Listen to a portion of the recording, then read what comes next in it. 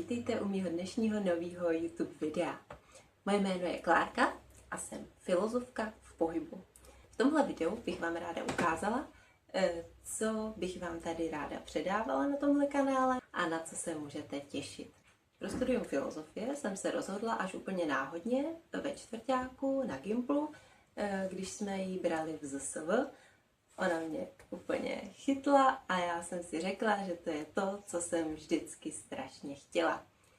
Taky jsem ale věděla, že filozofii chci vždycky dělat v kombinaci s pohybem, s uměleckým vyjádřením, s tvořením a nikdy nechci být jenom filozof, který sedí na zadku a studuje nějaký šíleně starý texty.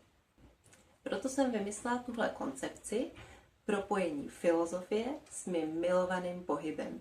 Můžete se těšit na krátký vtipný videa, který točím během týdne jako shorty a většinou je to buď nějaká sranda nebo nějaká inspirace pro kreativní tvoření a zároveň bych vám chtěla natočit většinou jednou za týden, maximálně 2 týdny, nějaký delší video, kdy bych vám ráda řekla něco o sobě, co vás bude zajímat. Třeba budu ráda, když mi napíšete do komentářů, co byste tady rádi viděli a co byste ode mě chtěli třeba slyšet, co by vás zajímalo a budu ráda za jakýkoliv sdílení nebo odběr.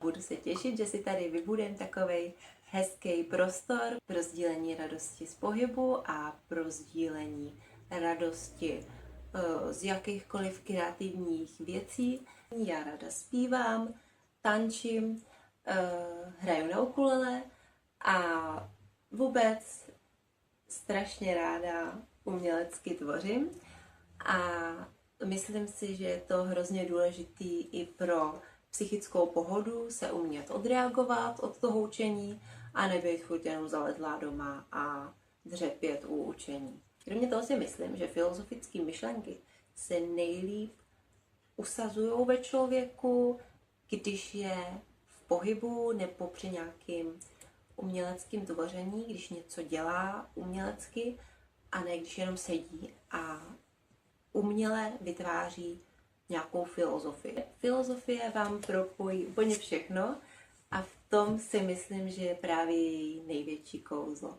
A já budu moc ráda, když u toho budete spolu se mnou. Mějte se!